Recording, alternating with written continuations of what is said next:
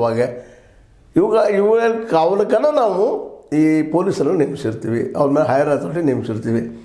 ಇಲ್ಲಿಯ ದುಷ್ಟ ಜಂತುಗಳು ತಮ್ಮ ಮಾನಸಿಕ ಬಂಧನ ಮಾಡ್ಕೊಳ್ಳಿ ಅಂತೇಳಿ ಅದು 700 ವಿವಾಹ ಆದ್ರೆ ಇಲ್ಲಿ ಅಧಿಕಾರಿಗಳು ಏನು ಮಾಡ್ತಾಯಿದ್ರು?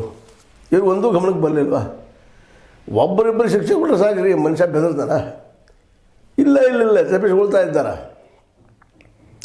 ಆ್ಯಕ್ಚುಲಿ ಇದು ತಂದೆ ತಾಯಿಗಳದ್ದು ಅಪರಾಧ ಒಪ್ಪರು ಎಲ್ಲರೂ, ಆದರೆ ಅಧಿಕಾರಿಗಳು ಹೇಳ್ತಿಲ್ಲಪ್ಪ ನಿಮ್ಮದು ದಂಡ ದಶಗಳು ನಮ್ಮ ಕಾನೂನು ಐತಿಲ್ಲ ನಮ್ಮಲ್ಲೇ ತೊಗೊಂಡು ಇಬ್ಬರು 3 ಒಳಗೆ ಹೋಗಿರಿ ಶಿಕ್ಷೆ ಕೊಡಿಸ್ರಿ ಅವ್ರಿಗೆ.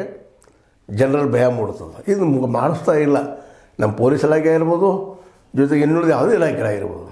ಅದಕ್ಕೆ ಇಂಥ ಸಂದರ್ಭದಲ್ಲ ಇದನ್ನು ತಡಿಬೇಕಾಯ್ತಂದ್ರೆ ಒಂದು ಒಳ್ಳೆಯ ವಿಷಯವನ್ನು ನಮ್ಮ ಸಿದ್ದರಾಮಯ್ಯ ಚರ್ಚೆ ಮಾಡಿದ್ರೆ ಅಧಿಕಾರಿಗಳ ಜೊತೆ ಮಾತಾಡಿದ ಅಧಿಕಾರಿಗಳು ಹೇಳಿದರು, ಇಲ್ಲ ರೀ ನಮಗೇನು ಸಾಧ್ಯ ಇಲ್ಲ, ಅವ್ರನ್ನೆಲ್ಲ ಹೇಳಬೇಕು ಮಾಡಬೇಕು, ಸಮಾಜ ನಮಗೆ ಕೋಆಪರೇಷನ್ ಮಾಡಿದ್ರು ಅನ್ನೋಂಗೇನೋ ಮಾತಾಡಿದರು.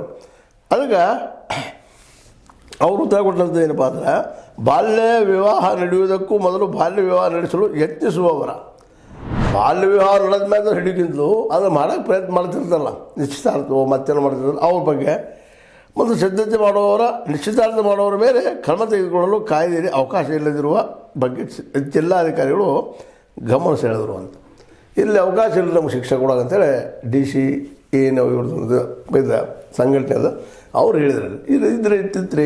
ನಾವು ನಿಶ್ಚಿತಾರ್ಥ ಸಹಿತ ಹಿಡಿಯುವಂಥದ್ದು ಮಾಡುವಂಥದ್ದು ನಮಗೆ ಅಧಿಕಾರ ಕೊಟ್ಟರೆ ನಾವು ಕಂಟ್ರೋಲ್ ಮಾಡ್ತೀವಿ ಅಂತನ್ನುವಂಥ ಮಾತನ್ನು ಮಾತಾಡಿದ್ದಾರೆ. ಅದಕ್ಕೆ ನಮ್ಮ ಸಿದ್ದರಾಮಯ್ಯನವರು ಈ ಬರುವ ಅಧಿವೇಶನ